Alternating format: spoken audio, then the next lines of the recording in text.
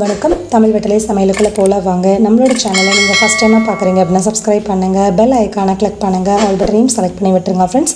அப்போ தான் நான் தினம் போடுற வீடியோ உங்களுக்கு நோட்டிஃபிகேஷனில் வரும். வாங்க வீடியோக்குள்ளே போகலாம். இன்றைக்கி நம்ம சூப்பரான ஒரு பீட்ரூட் சட்னி பார்க்க போகிறோம்.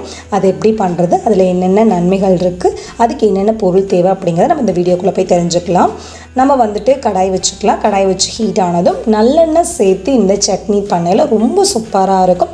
நல்லெண்ணெய் ஃப்ளேவர் உங்களுக்கு பிடிக்கல அப்படின்னா நீங்கள் நார்மல் குக்கிங் ஆயில் கூட யூஸ் பண்ணிக்கலாம்.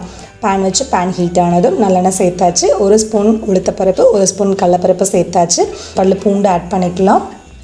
1 கொத்து கருவேப்பிலை ஆட் பண்ணிக்கலாம். ஆட் பண்ணிட்டு இதை நல்லா கலந்து விட்டுக்கலாம். நம்ம பீட்ரூட்டை நல்லா தோல் சீவிட்டு குட்டி குட்டி பீசஸாக கட் பண்ணி வச்சுருக்கோம். காரத்துக்கு தகுந்த மாதிரி நான் 5 காஞ்ச மிளகாய் சேர்த்துருக்கேன். ஸோ உங்கள் காரத்துக்கு தகுந்த மாதிரி நீங்கள் மிளகாவை அதிகப்படுத்தவோ கம்மி பண்ணவோ செஞ்சுக்கோங்க. 1/2 கப் அளவு சின்ன வெங்காயம் ஆட் பண்ணியாச்சு. சின்ன வெங்காயம் இல்லை அப்படின்னா நோ ப்ராப்ளம், நீங்கள் பெரிய வெங்காயம் யூஸ் பண்ணிக்கலாம். இப்போ இதை எல்லாத்தையும் நல்லா எண்ணெயில் கலந்து விட்டாச்சு. கலந்ததுக்கப்புறமா ஒரு சின்ன துண்டு அளவு புளி ஆட் பண்ணிக்கலாம். ஆட் பண்ணிட்டு அதுவும் இப்போ நல்லா கலந்துக்கலாம். கலந்ததுக்கப்புறமா நம்ம வெட்டி வச்ச பீட்ரூட்டை ஆட் பண்ணியாச்சு. ஆட் பண்ணிவிட்டு இப்போ இதை நல்லா கலந்து விட்டுக்கலாம். அடுப்பு கொஞ்சம் மிதமான தீயில் வச்சுட்டு காயை நல்லா பரட்டி விடுங்க. அப்போ தான் எல்லா பக்கமும் ஈவனாக வெந்து வரும்.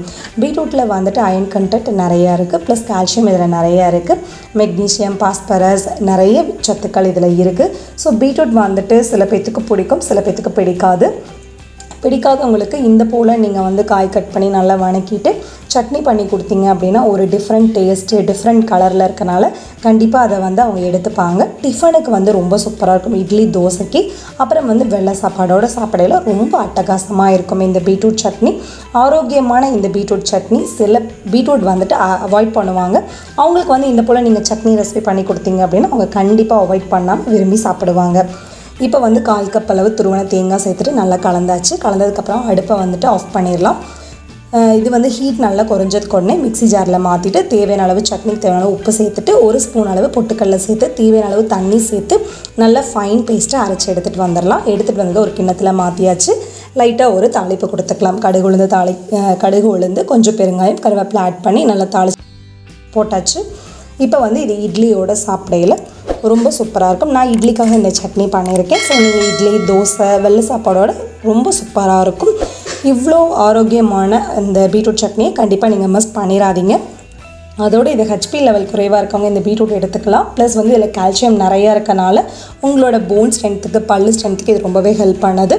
இந்த ஈஸியான ரெசிபியை நீங்கள் ட்ரை பண்ணுங்கள். எப்படி இருக்குன்னு சொல்லிட்டு கமெண்ட் பண்ணுங்கள். நம்மளோட சேனலுக்கு சப்ஸ்கிரைப் பண்ணுங்கள். அப்போ தான் நாளைக்கு நான் போஸ்ட் பண்ணுற வீடியோ உங்களுக்கு நோட்டிஃபிகேஷனில் வரும். தேங்க்யூ.